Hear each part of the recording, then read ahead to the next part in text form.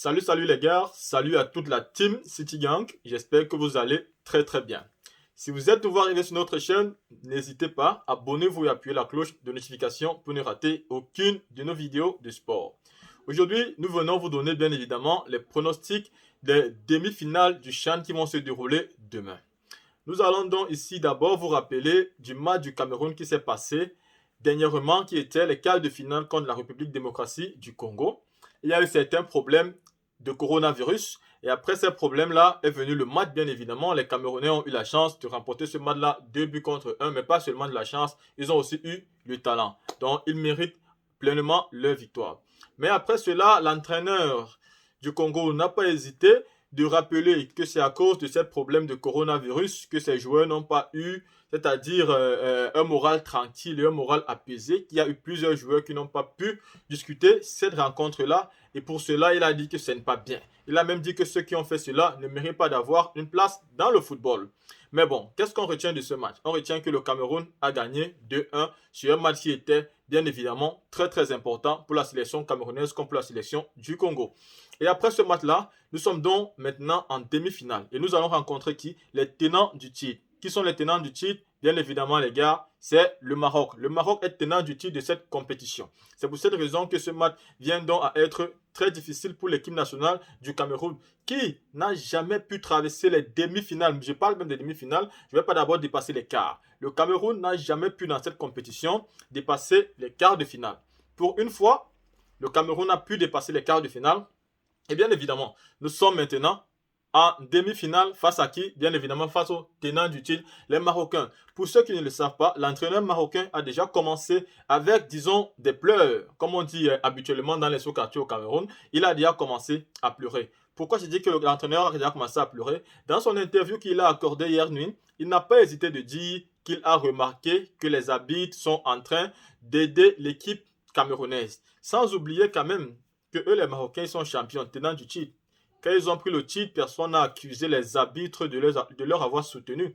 J'espère qu'il regarde très bien les matchs des Camerounais et qu'il a bien vu que tous les buts que les Camerounais ont marqués étaient des buts mérités, travaillés, qui sont entrés sans l'aide d'un arbitre. Et qu'il n'oublie pas, le match va se jouer demain. Ils sont tenants du titre, donc c'est pas la peine de commencer à pleurer avant le match ou alors vouloir mettre la pression aux arbitres pour qu'ils ignorent ce qu'ils doivent faire demain. Après cela, on va donc venir maintenant commencer par les pronostics. Et sur ces pronostics, nous allons commencer par le premier match de la journée de demain qui sera le Mali contre la Guinée. Précisément, je ne vais pas... Ici, sincèrement, je supporte les Guinéens. Je supporte les Guinéens, pourquoi? Parce que j'ai apprécié leur football et leur qualité de jouer. Bien évidemment, j'aime aussi le Mali, mais mon équipe que je préfère dans cette demi-finale, c'est la Guinée. Mais est-ce que c'est parce que je supporte la Guinée que je vais dire que la Guinée va gagner ce match? Non. Le Mali est une très bonne équipe. Le Mali joue très bien et on a vu le Mali qui a vraiment joué face au Cameroun et qui a donné du fil à retordre au Cameroun. Ils nous ont menacés du début à la fin du match. Donc pour ce match du Mali contre la Guinée, qui peut bien gagner? Mais on ne peut donc pas dire que le Mali va gagner sans aussi regarder les quarts de finale que la Guinée-Conakry a joué face au Rwanda. Ce match a été impeccable. Les Guinéens ont joué comme des patrons, comme des boss. Ils ont maîtrisé le match du long en large. Ils ont joué face aux Rwandais comme si les Rwandais n'avaient jamais joué au football pour ceux qui ont vu ce match-là. Avec un carton rouge même dès la première mi-temps, ça ne l'a pas empêché aux Guinéens de mettre le ballon, la balle sur le pied sur la balle et d'imposer le rythme de jeu à l'équipe rwandaise. Ce qui a donc fait à ce que les Guinéens ont pu se qualifier sur le score de 1 but contre 0 à leur faveur et ils se sont qualifiés pour les demi-finales. C'est pour cette raison que c'est vraiment des pronostics qui sont très difficiles parce qu'en plus de cela, nous sommes en demi-finale et nous savons bien évidemment qu'en demi-finale, aucune équipe ne veut se laisser faire. Est-ce que la Guinée va se laisser faire face au Mali? Est-ce que les Maliens vont se laisser faire face à la Guinée? Ce n'est pas sûr. Tout le monde voudra jouer pour prouver quelque chose et aller en finale. C'est pour cette raison que pour ce match, je vais pronostiquer très sincèrement 2-1 en faveur du Mali.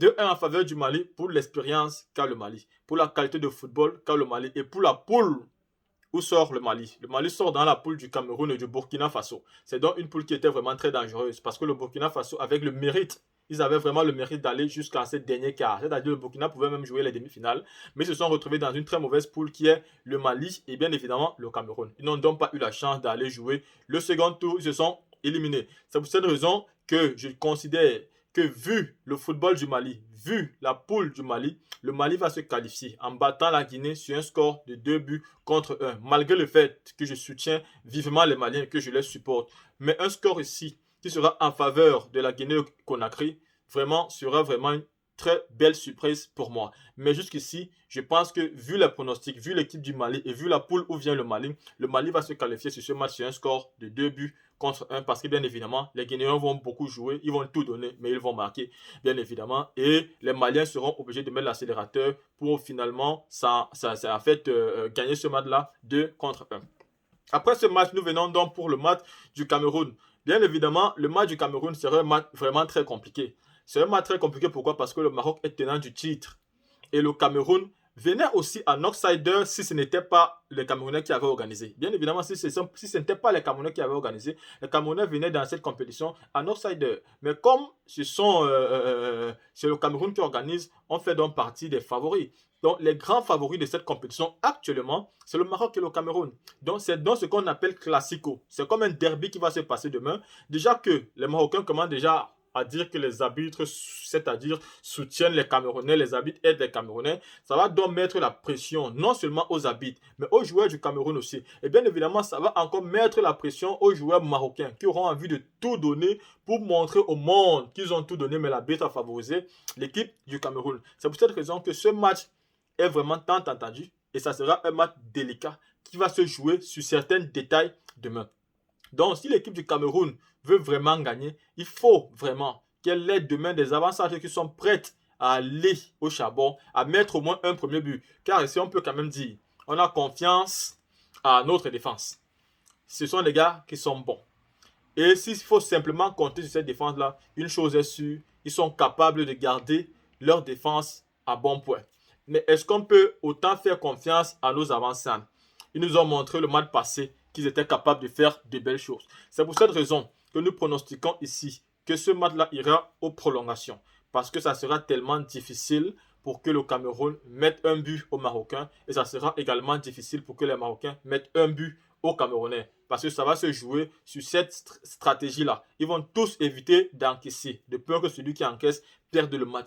Donc ils vont jouer avec beaucoup de retenue et ils vont aller aux prolongations. Tout va se jouer au niveau des prolongations. Donc ici, sur ce pronostic, c'est pour ceux qui comptent miser leur argent par rapport aux 90 premières minutes, je vous conseille de jouer ça en match nul. Le match Cameroun-Maroc peut se terminer en match nul pour les 90 premières minutes ou d'éviter ce match-là et de regarder ce match-là en prolongation. En prolongation, n'importe qui pourra se qualifier, bien évidemment. Mais je pense que si ces deux équipes vont au tir au but, là, je suis sûr et certain que les Camerounais pourront gagner parce qu'ils ont un très bon gardien. Ils ont des jeunes aussi qui n'ont pas de pression et qui n'ont absolument rien à perdre. Mais ce match, pendant les 90 premières minutes, je ne peux pas pronostiquer la victoire du Cameroun, même étant camerounais, car le Maroc est quand même tenant du titre, ne va pas se laisser faire et le Cameroun qui organise la compétition chez lui ne va pas se laisser humilier. Donc c'est un match qui va vraiment se jouer sur les détails et qui sera obligé d'aller en prolongation parce que les deux équipes vont compter sur leur défense et la défense des deux équipes sera certainement présente demain en cette demi-finale. Là vient la fin de notre vidéo et la fin de nos pronostics. Je vous rappelle ici que nous allons commencer dès ce week-end les pronostics des grands championnats du monde et très bientôt les pronostics des Ligues des Champions. Donc restez connectés comme on vous a dit, abonnez-vous et appuyez la cloche de notification pour ne manquer aucune de nos vidéos. Sur ce, restez connectés, à bientôt. Peace!